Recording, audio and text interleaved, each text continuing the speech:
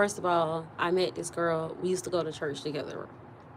Me and this girl used to go to church together, and we split apart. I didn't hear from her in years. So in 2018, she decided to text me, and she was like, hey, you know what I'm saying? We got together, we had a little crab boil, and then like 2 weeks later, she was like, um, me and my family need help. So which I did, I was thinking about the kids. I actually helped her 3 kids, and she was pregnant, and her old man. She was like, I'm waiting for my place for 2 weeks. So I'm like, okay, I'm thinking about the kids, because I'm a caring woman. When it comes to them kids, I'm a definitely caring about those kids. So which I did, and she came over, and those 2 weeks that she stayed, she didn't say anything. I spent more time with her kids than she did. So I had got irritated because she wasn't saying nothing, because you, first of all, you're staying with me. And so I'm trying to get my words together. Okay, so I went to Facebook, I said a little something, and so that next morning, me and my 2-year-old daughter, we sleep in the room, and I wake up to her and her sister standing over me. And so she says, you did something to my son. And she was like, I didn't like that. And I'm looking at her. She's like, oh, the police is on the way. DCF is on the way. So what I did was I say, okay, well, I'm just waking up so you can get your belongings, you and your sister, and you can wait outside. And she was like, I'm not going anywhere. I'm not going anywhere. So I'm like, what in the world? And so the next thing, she brings her son in the room, and I forgot how old he was. She brings her son in the room, and she was like, um, did she do something to you?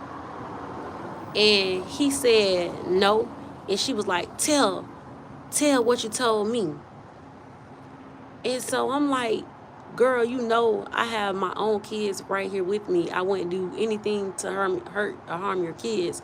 First of all, you was sitting on my couch doing nothing. So you should have known better. You knew that wasn't true. The accusations wasn't true. So the son walks out, and I guess, her son walks out or whatever, the room. And so the next thing I know, these girls, her sister, I never met her sister a day in my life, and her sister was just getting out of prison. And so the girls, her sister had on boots and some rings. And so next thing I know, they hopped on me. And then not only that, the girl that I helped out, she's pregnant. She's 6 months pregnant. They hopped on me. They beat me. They stumped my face. As you can see, they stumped my face. They did so much stuff. They jumped me 3 times. And so what I did was I grabbed my phone. I called the police. And I think the police knew something about it, because, like I said, the people that stole me they know people in law enforcement. So on that day, what I did was I locked my door, because they was coming back. She had brought her back, and I was like, oh no, you're not finna jump me again. And then my 2-year-old daughter right here. So what I did was I locked my door, and I got my bed, and I put my mattress against the door. And so the girl didn't call no DCF or no nothing. So I know the foster people set that up. That's sick. So this is the full story. So I'm on the phone with the police. They waited till the girl left. They waited till the 2 girls left. And they seemed like they were, basically, they left a little bit of trail behind. They hauled tail, and that's how I got the police report or whatever. And I called the foster lady, she already knew. She pulled up, and she walked in, she had a smirk. The lady hopped in her car and drove off. And I called my homegirl. She came, and her old man took me to the hospital. So I was infuriated. So I'm like, oh no, they can't get away with that because nobody showed up. So what I did was I went down there to the courthouse and I filed for an injunction. They denied me 3 times for the injunction, but I didn't give up. And I did it, and I was granted. So the day that we had went to court, the girl was hollering out. She was like, and my baby father, he was there. She was hollering out, Amber, baby, no, she was like, Amber, dad been messing on her or whatever. And I didn't say anything while we was in court.